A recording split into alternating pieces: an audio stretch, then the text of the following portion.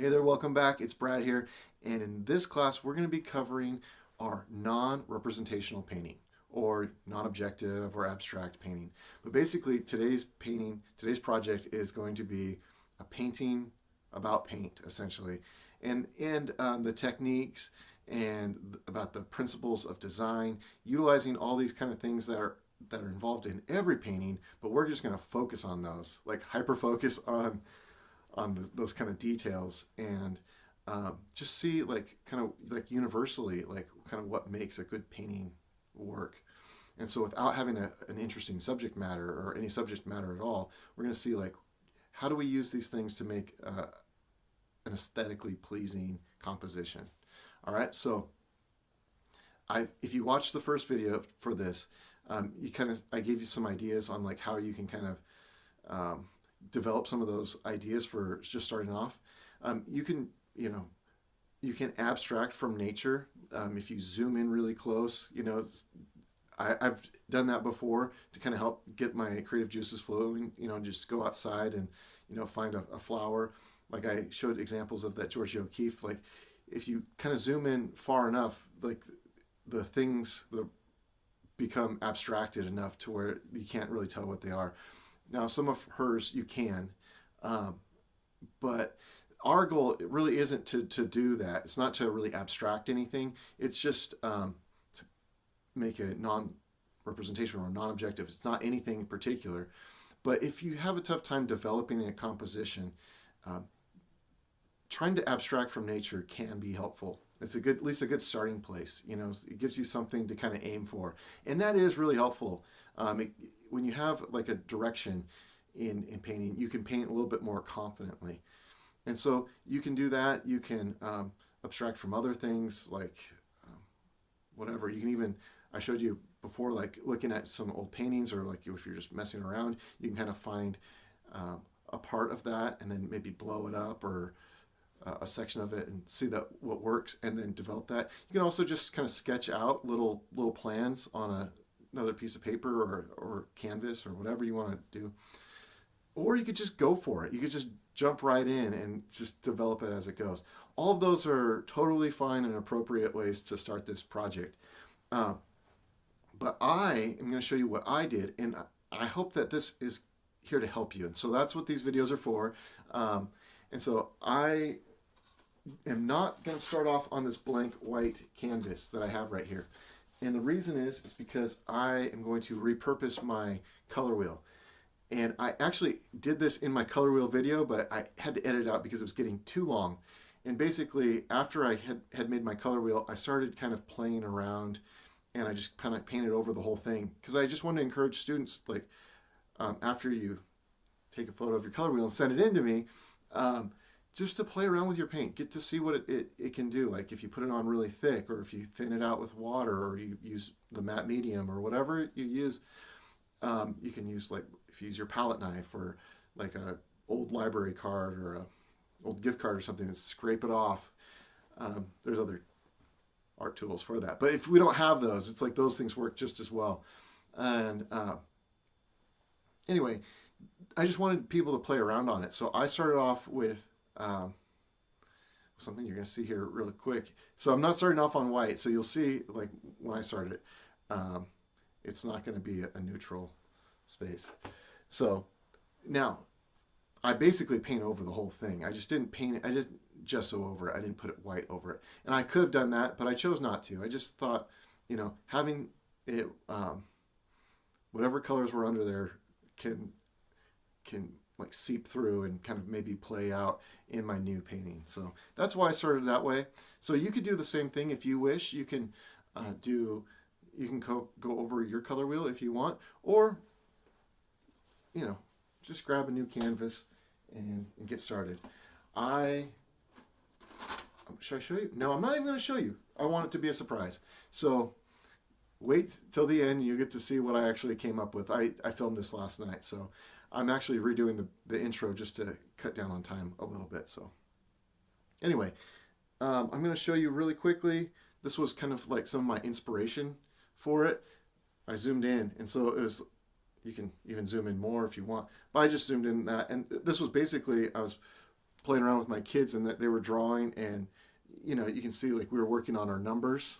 So this is just like some family time with my boys, and we were playing around on my iPad, and I thought, well, I'll just use some of like whatever happened there as my inspiration for starting my abstract, or my it is abstract, I guess now it's abstracting from that, but it's a non-representational painting. It's a painting of like I'm just looking for composition and whatnot. But let's get started, okay? You've heard enough. Let's see how this turns out. And again, if you have any questions, please email me. You can also write them in the comments below here. I'll get to them. But I'm open to having suggestions and questions and all that good stuff, because the dialogue is important. So also, and if you have questions, there's going to be more information regarding the principles of design and the history of non-objective, non-representational, or even abstract and abstract expressionist, that art in online for you to read at your own pace or whatever. Okay, so anyway, let's get started. Our inspiration here. Again, things are going to change. It's not going to be exactly like that, but at least I have something I'm going to kind of work with, and I'm just going to sketch it out. Actually, you don't need to do this, but I just got 2 colors out on here just for this sketching part. It's going to get more wild here in a minute, but I just wanted to kind of sketch out like kind of this composition. I was thinking we might have like kind of this kind of overall kind of shape coming in right here. And it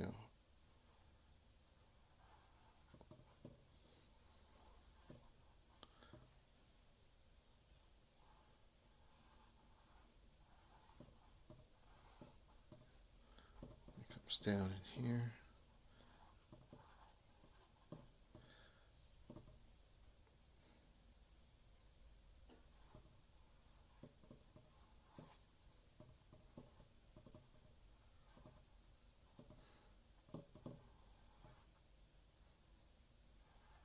And again, just take some liberties too. Like if you see something that you'd rather change, or it could have been better, even from your inspiration, change it. This is your opportunity to do so. So I'm just kind of mapping out kind of where, like how I want this composition. I'm just going to sketch this out a little bit. This was that big pink area in the last one, but I'm going to just use this orange just for sketching things out.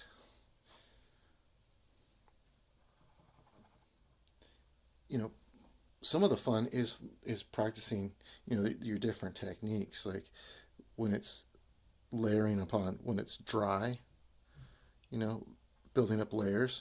How do these colors react? Like I just put down some orange here. It didn't cover up like on this really dark area before. Or that it was going on. So learning to like build up layers can be important. Like I just put some orange here, and it didn't really cover, but it's like because it's on a really dark surface. But if it's light and you put some light paint on there, it'll show up a little bit brighter. And so what you're painting over matters too. And then also it's like if you paint, you can, when it's wet, you can blend the paints a lot easier. Like you have the opportunity to blend paint anyway, I should say. When it's wet, they will blend. When they're dry, you can layer. So keep that in mind. I'm kind of liking how it's developing here. So I started off with like that that image, and it's kind of almost morphing into its own thing right now, which is cool. Okay, so here's our inspiration kind of, and this is kind of where we're at right now. And it's not exactly the same. It's not supposed to be, but we could make it that way. But that's not really my goal. My goal is just to play around, have fun, and make a cool image. And what's nice when you're painting, you don't have to stick to the plan. Like if you see like a direction, you see something that's happening, you can change it and go with it. Um, It's a so little choppy kind of in there. And that's how I'm painting. You can also smooth things out. You know, you can blend things out, especially when it's wet like that, or when it's wet, when it's not, when it hasn't dried yet. You can kind of blend stuff out. Hopefully, you're experimenting just with the properties of the paint and see what it can and can't do.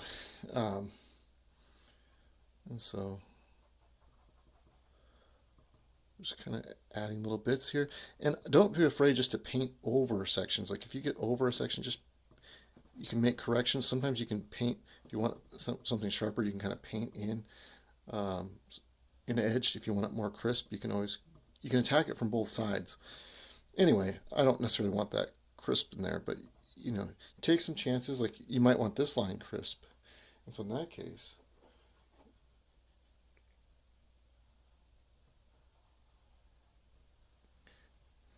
you can put that in.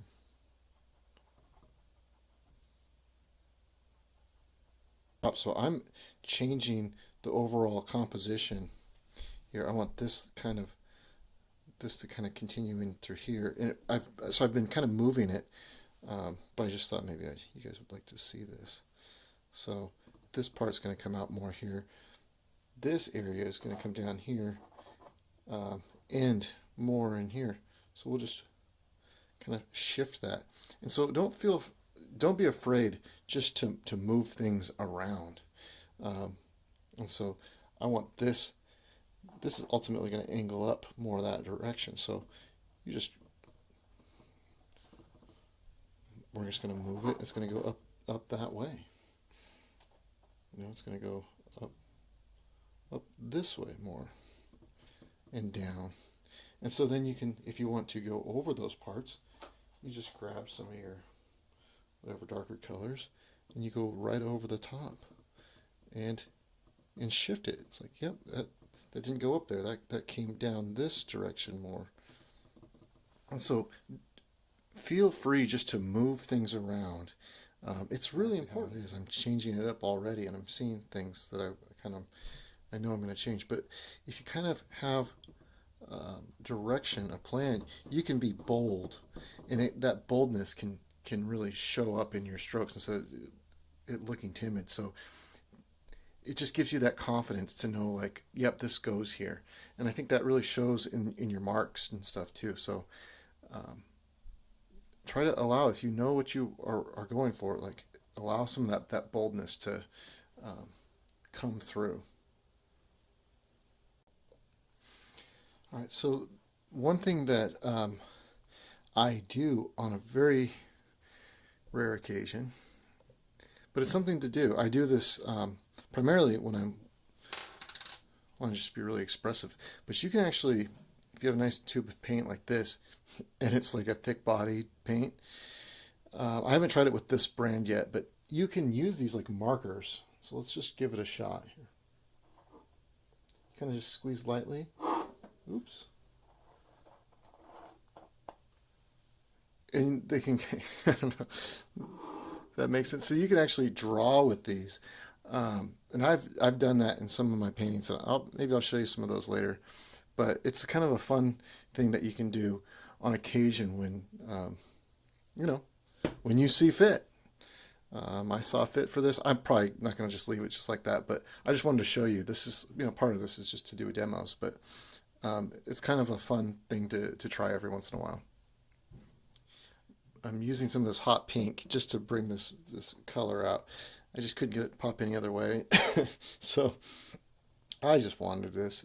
That's partly the reason why I was drawn to that in the first place, I think, was that pink. So I am using some of that hot pink. So every once in a while, when you do stuff like this, you'll realize there's certain colors I just can't get that I want. In that case, if you can't make them and you want them, you can go get different paints that can. But one thing that's interesting when I'm working with this paint compared to the other ones, you can see it doesn't cover. I'm putting it on like as thick as it can go. Essentially, I'm basically almost just using this brush as like a palette knife. I'm just like not really brushing it on there, I'm like putting on pretty thick.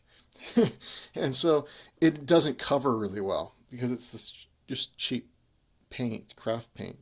Uh, but if I think if I painted underneath it, painted white, and then this would go on and it would look really good. But I kind of just like layering it, especially for kind of this project. And so anyway, here's a case where I'm going to actually use a palette knife. Just gonna see, sometimes it gets really choppy in there, and so you want to smooth it out. Unless you want that. I mean, I like brush strokes, and it just depends on what you're going for. But it was getting a little choppy in there, so I thought, this is a way that you can kind of smooth out some areas. You can also go back in and paint with these too. You can. All right, so I think I'm going to call this one done. Whether I don't know. This isn't my favorite work, but it's not bad. And, sometimes you just got to make them and then move on. Of course, I could repaint this. In fact, I'm tempted to change things, but I think for the sake of this, I think it's done. It has some kind of nice texture on this. Like, if we get up close, you can kind of see like it's not just like super flat. I did paint the sides already. So if you did want to hang it up, you certainly can. It just makes it look nice. Even if you're putting it in a frame, which you could easily do, because this is a 12 by 12, you could find like a ready-made just off the shelf, pop out the glass and put the frame on it, and put a little hang wire on there, and it'd look nice. Or you could just probably hang it up on the wall as is. But what I did here is I just painted over this little green section because I'm going to sign this. And you can always just sign it with your brush, which is what I do most of the time. But I thought for this, I might as well try something a little different. And so I colored this orange. And so what I'm going to do next is I'm going to paint this green back on there.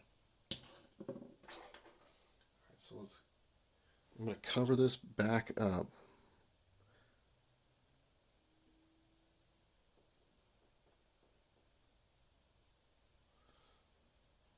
All right. See that? Okay. And then you could sign it like this, but you can also just take the back of your brush, and this is kind of fun. So on demos and stuff, things that aren't like my professional work, I just sign my first name, which is Brad.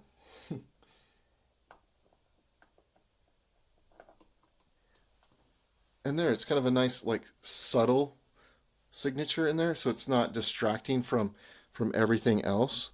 It's just like kind of like hidden in there.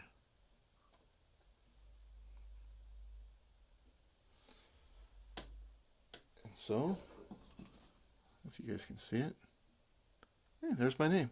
See, it's kind of a cool way, and that's why I painted it like an orange or something under, so it like show up a little bit. All right, think we're done. If I were to redo this, and just giving you honest feedback, I would dull this down and I would change some of these colors again. But I think that,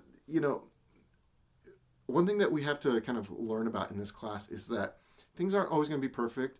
We do our best, and then, at some point it's good enough and we'll just do another painting. Again, my hope for all of us in here in this class is that we end up with at least one painting that we're really excited about. And it might be this one. This one might be your best painting of the whole quarter. And if it is, then that's fantastic, and you have something really cool to hang up and share.